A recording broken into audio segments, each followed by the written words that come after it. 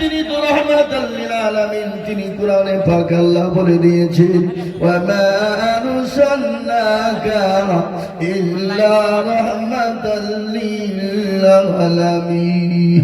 আল্লাহ রাব্বুল আলামিন নবীকে রহমতুল দুনিয়া জমিনে বানালেন। তিনি তো দয়াল নবী, মায়ার নবী। তিনি টাকাটা কাছে রেখে দিলেন। একদিন চলে যায়, দুদিন চলে যায়, 3 দিন 4 দিন 5 দিন হয়ে গেল। রাসূলুল্লাহর কাছে ইহুদি আসলেন। আসার পরে নবীজির কলার কানা চেপে ধরলেন। সাহাবায়ে কেরামদের ভিতরে নবীজি বসা, আর সাহাবাদের চোখ গলা মোটা মোটা হয়ে গেল। কেন বাবা জানেন? রাসূলুল্লাহর সামনে সাহাবাদেরকে অপমান অপদস্থ করবে, সাহাবাদের সামনে নবীকে অপমান অপদস্থ করবে, এটা কিন্তু সাহাবারা বরদাস্ত করতে পারে না। বিশ্ব নবীর কলার কানা যখন টেনে ধরলেন, হযরত ওমর ছিলেন ডান দিকে, হাতে ছিল উলঙ্গা তরবারি। ওই ইহুদির হাতের উপর যখন আঘাত করে দিলেন, হাতটা খুলে গেল। বিশ্ব নবীর দিকে মাথা করে তিনি নিজের মাথাটাকে হাঁটুর ভিতরে গেড়ে দিয়ে তিনি বসলেন। ওই ইহুদি দূরে চলে যায়। অনেক দূর পরে যখন যে বসলেন, দয়ার নবী মায়ার নবী বললেন, ও ওমর শোনো, এদিকে এসো। তুমি কেন ইহুদিকে মারলে? কিসের জন্য মেরেছ? ভাই ওই ইহুদিকে যাও, তুমি 100 গান টাকা তুমি দিয়ে দাও, আর মারের বদলে 5 কিলো তাকে খেজুর দিয়ে দাও। বিশ্ব নবী দয়ার নবী কত যখন বলা, ইহুদি মনে মনে করলেন, হারাইনি তো তিনি তো দয়ার নবী মায়ার নবী, ইনি তো আব্দুল্লাহর লাল, ইনি তো মরুর দুলাল, ইনি তো আমিনার লাল, ইনি তো জনাবে মুহাম্মদুর রাসূলুল্লাহ সাল্লাল্লাহু আলাইহি ওয়াসাল্লাম। বিশ্ব নবীর কাছে ইহুদি ছুটতে ছুটতে এসে বলেন, ইয়া রাসূলুল্লাহ, নবী গো, ইয়া রাসূলুল্লাহ, আপনি আমাকে ক্ষমা করে দিন, মাফ করে দিন। আল্লাহ নবীকে বললেন, ইয়া রাসূলুল্লাহ, আমি বড় অন্যায় করে ফেলেছি, বড় ভুল করে ফেলেছি। আল্লাহ রাসূল বলে, ভাই রে, তোমার টাকার অভাব আছে, তুমি আমাকে কেন বললে না? তুমি তো 15 দিনের জন্য আমানত রেখেছিলে, 5 দিন হয়ে গেল। তোমার টাকার প্রয়োজন ছিল আমার কাছে, তুমি চেয়ে নিতে পারতে, কিন্তু তুমি বলো কিসের জন্য আমার কাছে তুমি এরকম ব্যবহার করলে? ওই ইহুদি বলেন, ইয়া রাসূলুল্লাহ, ও আল্লাহর নবী, আমি আপনার উম্মত না। বলে, তুমি কার উম্মত? বলে, আমি ঈসা নবী আলাইহিস সালামের জামানার উম্মত। ওগো নবী, আমি কিতাবের ভিতরে দেখেছিলাম, তওরাত জবর ইনজিলের ভিতরে এমন একজন নবীর আবির্ভাব দুনিয়ার জমিনে হবে, যার চেহারা হবে অতীব সুন্দর, দেখতে অতি সুন্দর, তার চেহারা এরকম হবে যাকে দেখতে ভালো লাগবে। মানুষ অন্যায় করলে তাকে ক্ষমা করে দিবে, মাফ করে দিবে। ওগো নবী, আপনি আমাকে ক্ষমা করে দিন, মাফ করে দিন। আল্লাহ নবী তাকে ক্ষমা করে দিলেন, মাফ করে দিলেন। ওই ইহুদি বিশ্ব নবীর হাতখানা ধরে বললেন, ইয়া রাসূলুল্লাহ, নবী গো, আপনি আমাকে কলমা পড়ে মুসলমান আপনি বানিয়ে নিন। এই মুসলমান দরদি, ইসলাম তো কোনো বাড়ির দ্বারাই হয় না, ইসলামের বাড়ির দ্বারাই হয় না। ইসলাম কলমা আপনার কাউকে জবরদস্তি করা হয় না, কাউকে জোর করে কলমা বানানো হয় না, কাউকে জোর করে মুসলমান বানানো হয় না। মানুষ মানুষের সঙ্গে ইসলামের ব্যবহার, আল্লাহ নবীর ব্যবহার, সাহাবাদের ব্যবহার দেখে কাফের বেঈমান মুশরিক ইহুদির দলেরা দলে দলে কলমাওয়ালা হয়ে মুসলমান হয়ে গেছে। বাবা, দলে দলে মুসলমান হয়েছে। তারা কিসের দেখে? ইসলামের আখলাক, চরিত্র, ব্যবহার দেখে, কলমার ব্যবহার দেখে। আজকে বলে মেয়েদেরকে ধর্ষণ করলে, রেপ করলে কুরআন বলেছে কোনো ক্ষতি নেই, কিন্তু একটা কথা শুনেলেন, গোটা ভারতবর্ষের দিকে লক্ষ্য করে দেখুন, আজ পর্যন্ত কোনো মুসলমান ধর্ষণ করে মেরে ফেলেছে? আজকে কোনো মুসলমান রেপ করে তাকে হত্যা করে দিয়েছে? আর তারা যারা বলে তারা ধর্ষণ করে মেরে দিয়ে, রেপ করে মেরে দিয়ে, আজকে তাদেরকে জেল থেকে বের হলে তাদেরকে ফুলের তোড়া দিয়ে বের করানো হয়। হয় না? হয় না? হয় না? হয় না? এটা ভারতবর্ষের ইতিহাস। আজকে ভারতবর্ষে এই যে উত্তরপ্রদেশ যোগী রাজ্যে যেখানে জঙ্গল রাজ চলছে, যোগী আদিত্যনাথ নারায়ণ টাকলু বাবু অত জীবন ও চুল গজবে গজাবে বলে মনে হয় না। তার দেশে জঙ্গল রাজ চলছে কিরকম? আদিবাসী, দলিত, তাদের কাছে দাম নেই, তাদের মেয়েদের সঙ্গে জবরদস্তি করে ধর্ষণ করে হত্যা করে দিচ্ছে, হত্যা করে দিচ্ছে। ভারতবর্ষের জমিনে কোনো আইন নেই, আপনার ধর্ষণের কোনো বিচার নেই, তার বেলায় নেই। আর ইসলামকে নিয়ে উল্টো পাল্টা কথা। নেতা তো আমাদেরও ছিল, নেতা ছিল না কেন? নেতারা তো মুসলমান, নেতারা তো অন্যায় করেনি, তারা তো কোনোদিন ধর্ষণ করেনি, তারা তো কোনোদিন ব্যভিচার করেনি, তারা তো মানুষের অন্যায় করে জমি জায়গা লুট করেনি, তারা তো মসজিদ মাদ্রাসা ভেঙে দেয়নি, তারা তো মন্দির গির্জাকে ভাঙেনি, তারা তো গুরুদুয়ারকে ভাঙেনি। কেন? এরা হলো ইসলামের আদর্শে আদর্শিত, এরা হলো নবীর আদর্শে আদর্শিত। আর নবীর আদর্শে আদর্শিত যারা হয় তারা কোনোদিন চুরি করতে পারে? তারা কোনোদিন মানুষকে হত্যা করতে পারে? তারা কোনোদিন ব্যভিচার রেপ করতে পারে? তারা কোনোদিন কোনো ধর্মকে আঘাত করতে পারে? তারা কোনোদিন কোনো ধর্মের গির্জা মন্দিরকে ভেঙে দিতে পারে? কখনোই পারে না। আজকে শুনে নাও, তুমি ইসলামকে নিয়ে কুরুচিকর মন্তব্য করেছো, আল্লাহ মানুষকে ছাড় দেয় কিন্তু ছেড়ে দেয় না। বলবর সিং মধুরপাড়া মাদ্রাসায় এসেছিল, বাবরি মসজিদকে সর্বপ্রথম ওই কুড়াল দিয়ে কুপিয়েছিল। সেই বলবর সিং আল্লাহ তাকে হেদায়েত করে ভারতবর্ষের জমিনে তিনি 100টা মসজিদ তৈরি করেছেন এবং তিনি কলমাওয়ালা হয়ে মুসলমান হয়েছেন। মৃত্যুর সময় কলমা পড়তে পড়তে মারা গেছেন। আমি আপনাদেরকে বলবো, যারা ইসলামের বিরোধিতা করবে, কোরআনের বিরোধিতা করবে, মুসলমানদের বিরোধিতা করবে, আল্লাহ মানুষকে ছাড় দিবে কিন্তু ছেড়ে দিবে না। ভাই, সে কলমাওয়ালা হয়ে একদিন মুসলমান হবে, জমিন থেকে তাকে নাস্তিক বেঈমান হয়ে তাকে মার খেতে খেতে খেতে খেতে মরতে হবে। জি, মুসলমানদের নেতা ছিল না। নেতা কাকে বলে? আজকে দুদিনের পাওয়ার পেয়েছো, চেয়ার পেয়েছো, কলম পেয়েছো, মনে করছো সারা জিন্দেগি তোমার চেয়ার থাকবে না। এ চেয়ার তোমার থাকবে না। ফেরাউন ছিল না, নমরুদ, আবু জেহেল, আবু লাহাব, উতবা, সাইবা ছিল না? তারা যখন ধ্বংস হয়ে গেছে, তুমি তো সামান্য চুলের যোগ্য নয়। তুমি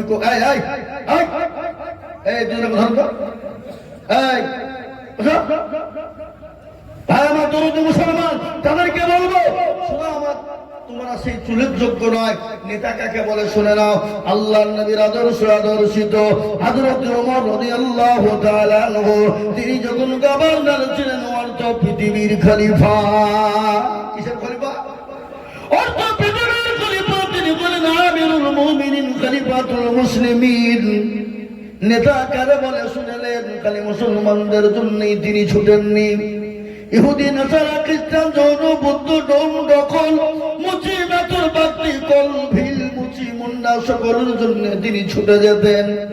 একদিন গভীর রজনী হযরত ওমর রাস্তা দিয়ে বেরিয়ে যায়। যেতে নিয়ে কোনো সিকিউরিটি নাই, কোনো বডিগার্ড নাই, কোনো সিকিউরিটি নাই, কোন রকম কোনো বডিগার্ড নাই। নেতা কারে বলে?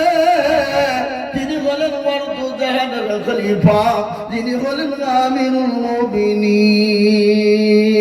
হে মুসলমান, আমি আপনাদেরকে শুনিয়ে দিই, তিনার কোনো বডিগার্ড নাই, তিনার কোন রকমের কোন আপনার কিছুই নাই। আর আমাদের দেশের নেতা আজকাল এরা দুর্নীতিতে ভরা, ঠিক না? বেরিয়ে চলে বলুন। দেশের মেম্বার 4 ডিগ্রি সিকিউরিটি, কয়টা কথা হয় না? 4টে সিকিউরিটি। মেম্বারের যদি 4টে হয়, প্রধানের 1টা সিকিউরিটি, ব্লক সভাপতি তার হলো 12টা সিকিউরিটি, এমএলএ এমপির সিকিউরিটির তো শেষ নাই রে বাবা। কেন? জনগণ জানে এই ব্যাটা হলো দুর্নীতি ভাগ লোকের ঘর মেরে খেয়েছে, লোকের পায়খানার টাকা মেরে খেয়েছে, গরিবের টাকা গোলাকে লুটপাট করে খেয়েছে। এই জন্য সিকিউরিটির প্রয়োজন হয়, বুঝলেন না? আজকে প্রত্যেকের নেতা দেখেন পাতি নেতা। পাতি নেতা কাকে বলে? এখন নেতার পিছনে যে তেল দিয়ে বাড়ায় তাকে পাতি নেতা বলে। ওর কাজ কি? গ্রামে এসে বলে ওকে থানায় ভরিয়ে দেবো, ওকে জেলে ভরিয়ে দেবো। থানা জেল ওর বাপের ঘর। কি বুঝতে পারলেন না? বললেন না? বলেন এ বাবা, নেতা কাকে বলে? আমিরুল মুমিনিন, খলিফাতুল মুসলিমিন। অর্ধ পৃথিবীর খলিফা, কোনো সিকিউরিটি নেই, কোনো বডিগার্ড নেই। গভীর রজনীতে তিনি রাস্তায় বেরিয়ে চলে গেলেন, দেখতে চাই তার প্রজারা কি অবস্থায় আছে। ইতিমধ্যে একজন মানুষ রাস্তার উপরে বসে কান্না করে। হযরত ওমর গেলেন, এক পা করে আগিয়ে গেলেন। যাওয়ার পরে বললেন, ভাই গভীর রজনীতে তুমি একা এখানে বসে কি করো বলবা? হযরত ওমর বললেন, আরো যদি সঙ্গে সঙ্গে গরম করে উঠলেন। যত গরম করে যায় হযরত ওমর তত কিন্তু নরম হয়ে যায়। ইহুদি মনে মনে করলেন, হায় রে, ইনি তো চোর বা ডাকাত নয়, একে যত জোরে কথা বলি তত নরম হয়ে যায়, যত জোরে কথা বলি তত নরম হয়ে যায়। ইনি চোর বা ডাকাত হতে পারে না। এ মুসলমান নেতা কারে বলে? কিছুক্ষণ পরে ইহুদি হযরত ওমরকে কিন্তু চিনে না। ইনি তো আমিরুল মুমিনিন, খলিফাতুল মুসলিমিন, তিনি চিনেন না। কিছুক্ষণ পরে ডাক দিয়ে বললেন, পথিক কে তুমি? জানি না, আমি হলাম জাতিতে ইহুদি, আমি মদিনার বাইরের লোক, আমি বড় গরিব মানুষ, বড় অসহায় মানুষ। আমার বাড়িতে আজকে 3 দিন যাবত কোনো খাবার হয় না, সংসার চলে না। আমি শুনলাম মুসলমানদের নেতা মদিনা, যিনি গভর্নর, যিনি অর্থ পৃথিবীর খলিফা, যিনি অর্থ জাহানের মালিক, ওমর নাকি বড় দয়ার মানুষ, বড় মায়ার মানুষ। আমি তার কাছে যাচ্ছিলাম, আমার সঙ্গে ছিল আমার অর্ধাঙ্গিনী, আমার সহধর্মিনী, আমার বিবি। তার পেটে ছিল বাচ্চা, হঠাৎ করে প্রসব বেদনা উঠে যায়। আমি আমার বিবিকে ওই তাম্বুর ভিতরে বসিয়ে রেখেছি। অগপথি, আমি রাস্তার মধ্যে দাঁড়িয়ে বলি, আমার গড, আমার প্রভু, আমি এত রাত্রি কোথায় যাব, কার কাছে যাব? হযরত ওমরের কানে পৌঁছে গেল। সঙ্গে সঙ্গে তিনি কিছুই না বলে ছুটতে ছুটতে বাড়িতে চলে গেলেন। বাড়িতে গিয়ে বিবিকে সালাম দিয়ে বললেন, আসসালামু আলাইকা বিবি। ও আব্দুল্লাহর মা, কেমন আছো? দরজা খোলো, দরজা খোলো।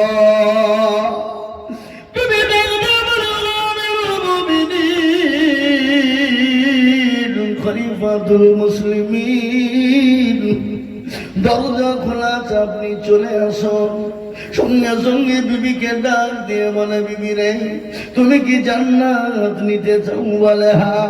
তুমি কি জান্নাত খরিদ করতে চাও? বলে হ্যাঁ। তাহলে এখনই তোমাকে দায়ের কাজ করিতে হবে। তাই বুঝেন না? তাই বুঝেন না? হ্যাঁ, আগে দায়ের প্রয়োজন ছিল, এখন দায়ের প্রয়োজন নাই। এখন তো পেটে যন্ত্রণা হতে দেরি, হসপিটাল নার্সিং হোমে ভর্তি করতে দেরি না। আগে দায় লাগতো লাগতো। কিন্তু বাবা, মনে কোনো ঘৃণা নাই, মনে কোনো অহংকার নাই, কোনো তাকাব্বর নাই। যিনি অর্থ পৃথিবীর খলিফা, যিনি অর্থ জাহানের খলিফার বিবি, মনে কোনো ঘৃণা নাই, মনে কোনো অহংকার তাকাব্বর নাই। লকড়ি করি এমন পরিজন যা ছিল সব নিয়ে নিলেন। এ মুসলমান, হযরত ওমর তিনি আসলামকে ডেকে বলে, আসলাম রে, দরজা খোলো,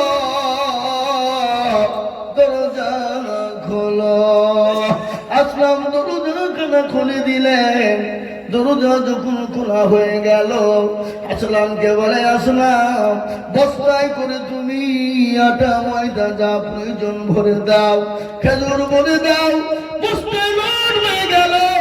আসলাম বলে, আমিরুল মুমিনিন, আপনার বোঝাটা আমাকে দেন, আমি বহন করে যাই। হযরত ওমর নেতা কারে বলে, নেতা কাকে কয়? তিনি বললেন, আসলাম, আমি যে দৃশ্য কানা দেখেছি, কিয়ামতের দিন আল্লাহ হয়তো আমাকে আসামির কাঠ গড়ায় দাঁড় করে দেবে। আসলাম রে, আমার বোঝাটা আমার মাথায় তুলে দাও। আসলাম যখন আমিরুল মুমিনিন হযরত ওমরের মাথায় বোঝা তুলে দিলেন, বিবিকে সঙ্গে করে নিয়ে চলে গেলেন। বিবিকে নিয়ে যাওয়ার পর তাম্বুর ভিতরে ঢুকিয়ে বলেন, বিবি রে, এই তাম্বুর ভিতরে চলে যা। তাম্বুর ভিতরে চলে গেলেন। হযরত ওমর পাথর দিয়ে আঘাত করে চুলো জ্বলে না, যত ফু দেয় তত ধোঁয়া হয়ে যায়। কিছুক্ষণ পর বিবি ডাক দিয়ে বলে, ও আমিরুল মুমিনিন, আপনার বন্ধুকে বলে দিন আল্লাহ তাকে পুত্র সন্তান দান করেছে। এই কথা যখন বলা, বুঝতে পারলেন, আরে ইনি তো দয়ার মানুষ, ইনি তো দয়ার নবী, ইনি তো দয়ার মানুষ, ইনি তো দয়ার মানুষ, ইনি তো দয়ার সেই মানুষটি, ইনি তো সে আমিরুল মুমিনিন, ইনি তো খলিফাতুল মুসলিমিন, ইনি তো খলিফা উমর। দৌড়তে দৌড়তে গিয়ে হযরত ওমরের হাত কানা ধরে বললেন, ও আমিরুল মুমিনিন, আপনি আমাকে ক্ষমা করে দিন, মাফ করে দিন। আমি আপনাকে না জেনে না বুঝে কথা বলেছি। আমি মদিনার লোক না, আমি হলাম মদিনার বাইরের লোক। হযরত ওমর, নেতার কি গুণ রে বাবা, নেতার কত মূল্য, নেতা কাকে বলে রে বাবা। হযরত ওমর ওই ইহুদির হাত কানা ধরলেন, তারপরে বললেন, মা ইহুদি গো, আমাকে তুমি ক্ষমা করে দিও, মাফ করে দিও। কিয়ামতের দিন আমি ওমরকে আসামির কাঠ গড়ায় দাঁড় করিও না।